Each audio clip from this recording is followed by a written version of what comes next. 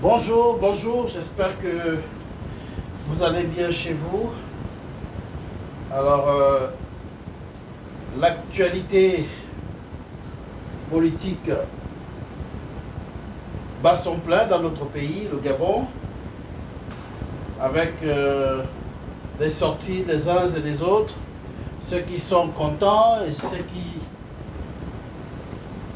se sentent frustrés par tout ce qui se passe.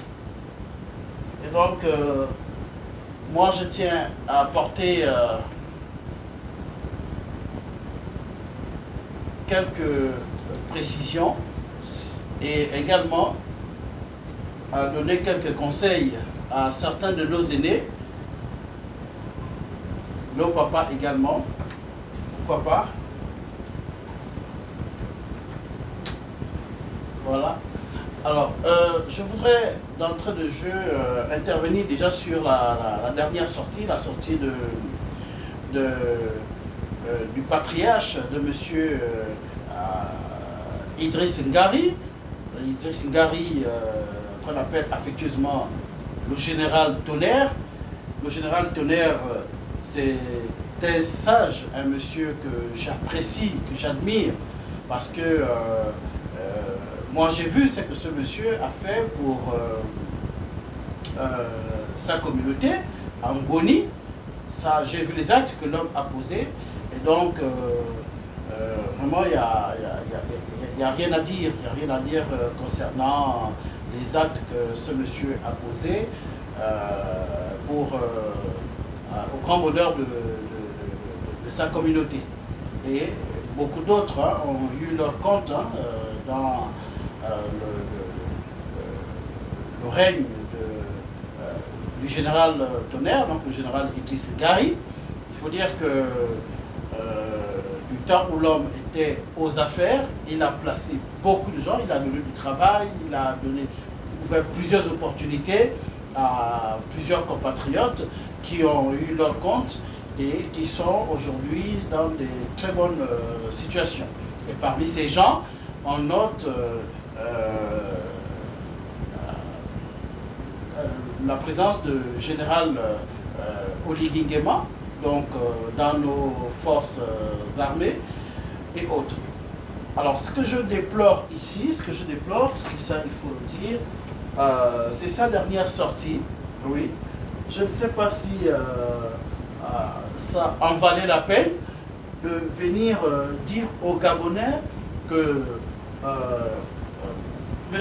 Brice Oligui, donc le président de la transition, et son neveu, c'est lui qui a fait ceci, c'est lui qui a fait cela, c'est lui qui l'a envoyé au Maroc, c'est lui qui a donné les moyens, c'est lui qui l'a envoyé auprès du président de la République, c'est son neveu. Il y a tellement de choses qu'il a eu à dire au sujet du président de la transition. Oui, c'est son neveu, oui, il l'a envoyé pour ses études au Maroc, oui, il l'a placé auprès du chef de l'État, mais qu'est-ce que ça nous apporte à nous? Qu'est-ce que ça apporte aux Gabonais? Est-ce que ce ne sont pas là les mêmes choses que l'on décriait hier qui sont en train de revenir? Il y a certaines choses qu'on peut... Bon, on n'est pas obligé de tout dire. On n'est pas obligé de tout mettre sur la place publique pour le bien de ce neveu-là. Ce n'est pas toutes les choses que l'on vient dire. Il faut choisir non seulement le moment, parce que là, présentement, ça nous arrange en quoi? Qu'on vienne dire aux Gabonais que tel est mon neveu, encore que les Gabonais ne l'ignorent pas. Les Gabonais ne l'ignorent pas. Si on vient dire aujourd'hui que tel est mon neveu, j'ai fait ceci de tel, j'ai fait cela de X, Y, et ça. Bon, maintenant, qu'est-ce que nous on va penser? Puisqu'il y a des grands penseurs dans ce pays. Vous voyez, M. Oligui a pris le pouvoir il n'y a pas longtemps et... Excusez-moi. Voilà. Je reprends à 1 minute. Alors, je disais qu'il n'y a pas longtemps, M. Oligui a pris le pouvoir et certains compatriotes commencent à tirer à boulet rouge sur M. Brice Oligui Nguema. D'autres, j'ai entendu certains venir même lui dire, mais non, depuis qu'il est là, qu'est-ce qu'il attend pour enlever les 18% que les Bongo gagnaient dans leurs transactions au niveau du pétrole et autres.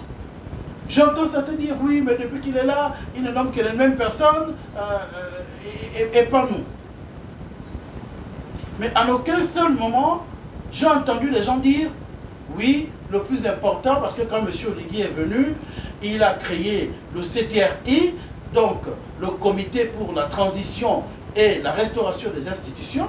Il s'agit de ça, et le plus important est à ce niveau-là. Mais je n'entends pas les gens parler de ça. Aujourd'hui, c'est les nominations qui fâchent. Et comme ça vient comme ça vient là, ben voilà, on en rajoute des sorties qui n'en valent pas la peine. Ouvrir encore des petites fenêtres à ceux-là qui tirent déjà à boulet rouge sur le président de la transition. Donc leur donner une opportunité de crier encore sur lui en disant, bon voilà, et comme c'est le grand-père qui l'a placé, on comprend aujourd'hui pourquoi certains PDGistes reviennent. On comprend aujourd'hui pourquoi le PDG est majoritaire dans les deux chambres du Parlement. Vous voyez qu'il y a certaines choses qu'on peut gérer dans le noir. Surtout que les Gabonais ne l'ignorent pas. Surtout que les Gabonais ne l'ignorent pas. Mon général Tonnerre, votre dernière sortie là, vous venez vous parler de deux coups d'État, un que vous avez validé et un que vous avez invalidé. Je vais dire ça comme ça, que tout le monde comprenne. Mais alors que quand on fait l'analyse, quand on voit les éléments que le président de la transition, M. Brice Oligui, a mis sur la table, donc ils l'ont amené à nous débarrasser d'Ali Bongo, et on voit ce que le jeune Kelly avait mis sur la table, mais ce sont les mêmes raisons. Pourquoi avoir validé l'un et avoir condamné l'autre? Vous voyez ce que vous ramenez sur la table? Des choses même qu'on avait, Kelly qu'on a oublié, qui est toujours en prison, et monsieur le président de la transition qui est en train de batailler fort pour que cette transition soit une réussite. Et voilà que beaucoup sortent là, qui viennent, qui disent n'importe quoi, des choses qu'on n'a même pas besoin de mettre sur la place publique, des choses que l'on connaît déjà. On vient et puis bon voilà, ça va dans tous les sens. Moi j'ai posé la question à certains compatriotes, je dis mais attends, vous reprochez quoi à M. Brice Oligui? Très honnêtement, vous reprochez quoi à ce monsieur? Et c'est toujours les mêmes choses qui reviennent. Oh non, mais il a nommé Laurence Ndo parce que Laurence Ndo c'est une Camerounaise. J'ai dit, ah bon, vous êtes sérieux là? Quand Laurence Ndo intervenait, je me rappelle en 2016, elle intervenait pour nous, pour le peuple gabonais. Je la voyais sur Africa 24, France 24, TV5 Monde, elle passait partout. Mais à aucun moment je n'ai entendu un activiste venir dire haut et fort que Laurence Ndo est camerounaise. Et donc parce qu'elle est camerounaise, elle n'a pas le droit de mettre sa bouche dans les choses, dans nos choses, les choses des Gabonais. Personne ne se levait.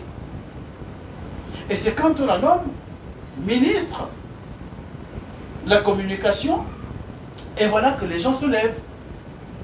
Les gens se lèvent. Les gens se lèvent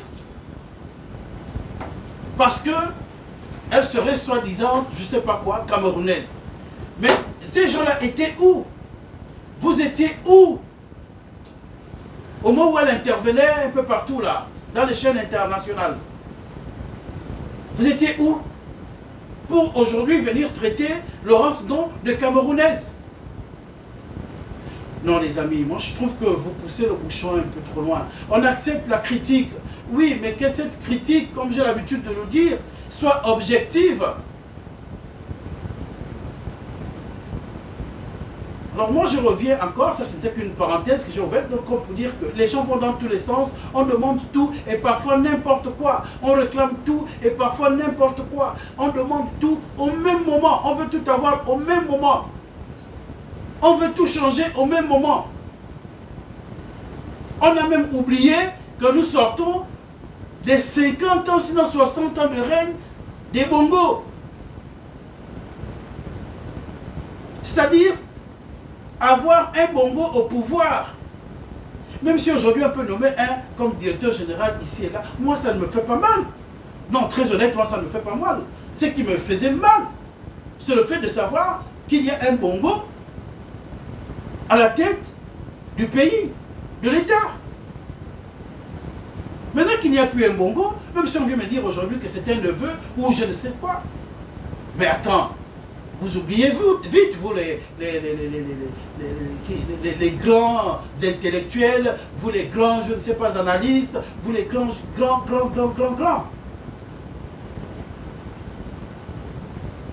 Vous oubliez vite. Vous qui hier étiez prêts à accepter que quelqu'un sorte de je ne sais où, vous étiez même prêts à ce qu'un étranger vienne même enlever Ali Bongo et se mettre là. Ça, vous étiez prêts.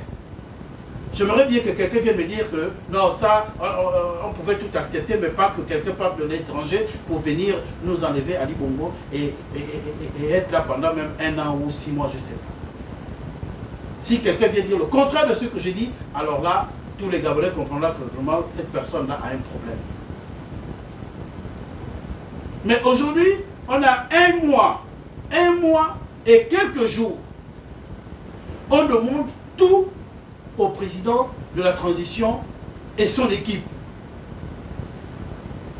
On nomme tel, mais parce qu'on n'a pas entendu mon nom, je n'ai pas entendu mon nom, et bien voilà, je commence à, je prends mon téléphone, je prends mon ordinateur, je passe, je ne sais pas, sur tous les réseaux de communication pour pouvoir montrer mon mécontentement.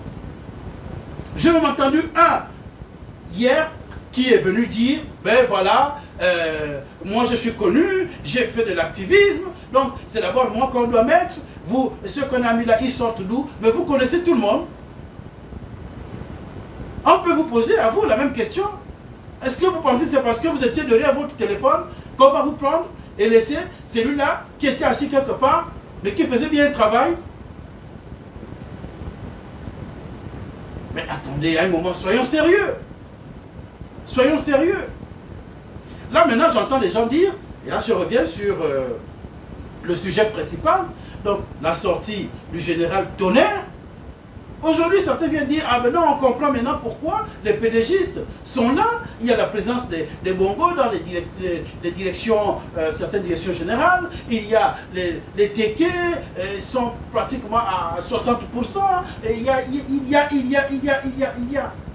Et donc, on vient encore en rajouter, on vient encore mettre pas mal, beaucoup de choses. Dire des choses qui n'en fallait pas. Mais ça nous apporte quoi? Allons-y à l'essentiel. Allons-y à l'essentiel. Moi je dis que si on veut aider M. Oligui Nguema, si on veut aider le président de la transition, et là je m'adresse à vous, ancien PDGiste, aidez-le dans le noir. Vous n'êtes pas obligé de vous afficher. Parce que le moment est malvenu pour qu'on puisse vous ramener tous aux affaires. Mais si vous voulez vraiment aider ce monsieur-là, je veux bien comprendre que vous soyez nostalgique d'un bon nombre de choses, mais laissez ça. Le pays compte avant tout. Gabon d'abord. Laissez vos petits, les micmacs, j'ai vu là tout dernièrement. On a nommé, on prend un décret, on nomme des gens, et 2 jours après, on se rend compte qu'on s'est trompé. Mais ça, c'est l'œuvre de qui? C'est l'œuvre de plusieurs mains, l'œuvre de plusieurs personnes. qui se disent non, c'est moi qui ai fait en sorte que les choses se passent comme ceci. Oh non, c'est moi qui ai pensé qu'il fallait faire ça. Attends, oh non, c'est moi qui ai donné cette idée. Oh non, c'est moi. Et voilà que vous vous embrouillez au point où vous amenez les militaires dans un chemin où il n'y a pas d'issue. Oh mon Dieu! Oh mon Dieu! Mais où est passée votre sagesse pendant que je pensais que certains parmi vous étaient sages? Mais aujourd'hui, ils viennent montrer que, bon, il n'en est rien. Écartez-vous un peu, laissez-le travailler. Oh, ça c'est compliqué, c'est dur avec ces anciens PDGistes. Et j'ai même envie de dire à certains Gabonais, à mes frères Gabonais, que même si on nommait tous ces mondes-là, si on ramenait même 50% de ceux-là qui se disaient être PDGistes et autres, vous pensez qu'ils pourront encore former le PDG de Omar Bongo?